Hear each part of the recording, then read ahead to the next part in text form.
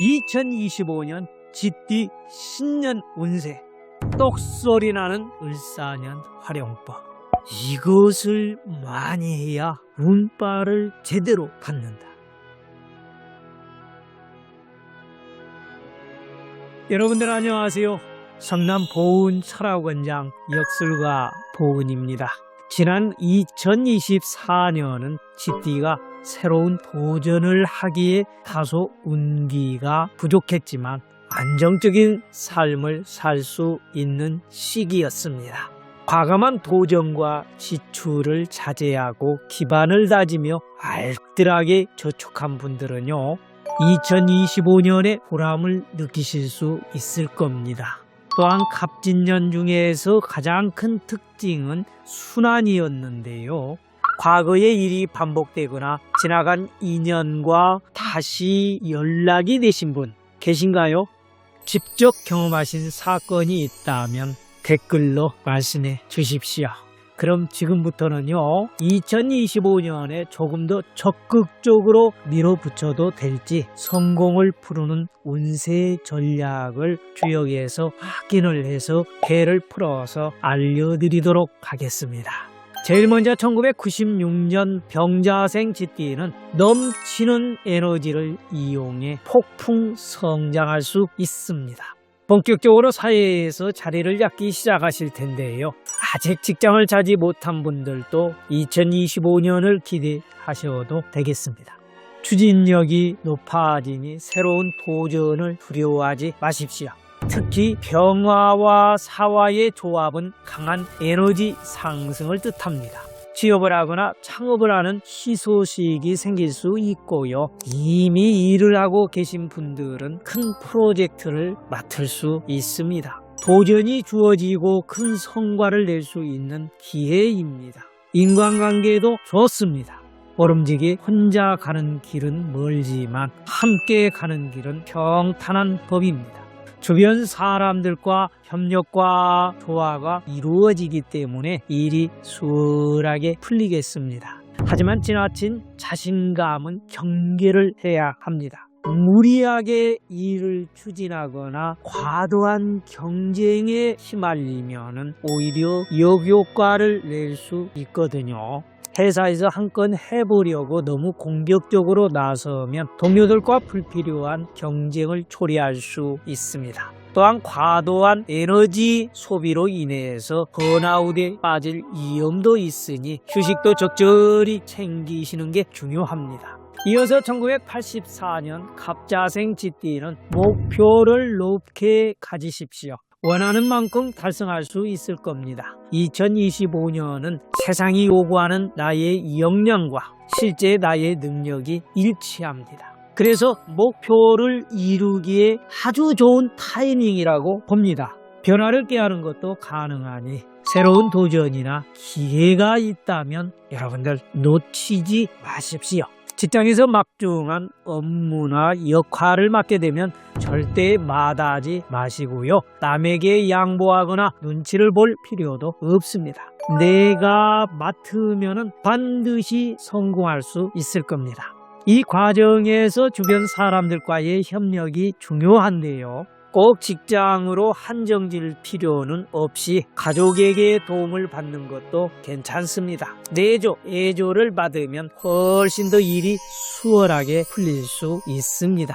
가령 남편이 창업을 하면 친정 부모님은 당연하고 친구의 지인까지 싹 다 데려가는 겁니다. 이 사람들이 입소문을 잘 내줘서 매출이 뛸 수 있는 것이지요. 2025년에 조심하실 것은요, 너무 독단적으로 결정하거나 주변의 의견을 무시하지만 않으면 됩니다. 다른 사람의 의견을 경청하고 또 유연하게 대처를 하시면 2024년보다 훨씬 더 도약을 할 수 있을 겁니다.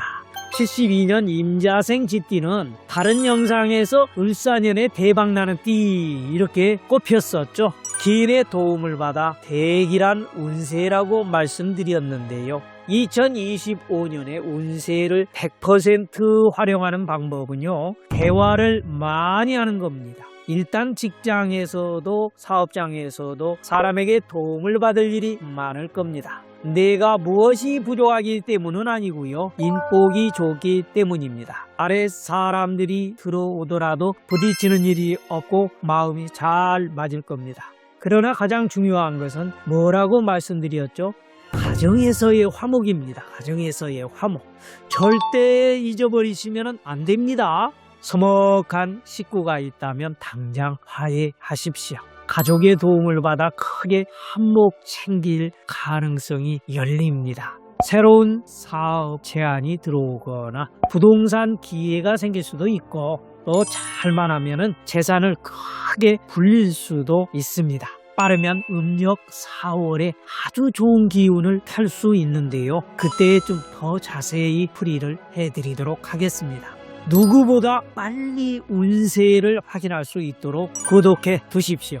이어서 1960년 경자생 쥐띠는 없는 의지도 만들어내야 합니다. 2025년에는 도전과 갈등이 발생할 수 있습니다. 그러나 강한 의지가 있다면 충분히 극복할 수 있습니다. 예를 들어 안 팔리는 임야 맹지를 똥값에라도 팔까 어쩔까 이렇게 고민하고 있다고 칩시다. 차라리 빨리 팔고 그 돈으로 다른 일을 하자. 이런 의지를 가지면 정말 매각해서 현금이 생기자마자 좋은 기회가 올 수 있습니다. 그러나 이래도 저래도 안 될 거야 하면서 어영부영 시간만 흐르면 아무리 좋은 기회가 와도 잡지 못하는 것이지요. 꼭 부동산을 팔거나 투자를 하시라는 건 아니고요. 그만큼 하늘이 무너져도 솟아날 구멍은 있다라고 생각하시는 게 중요합니다.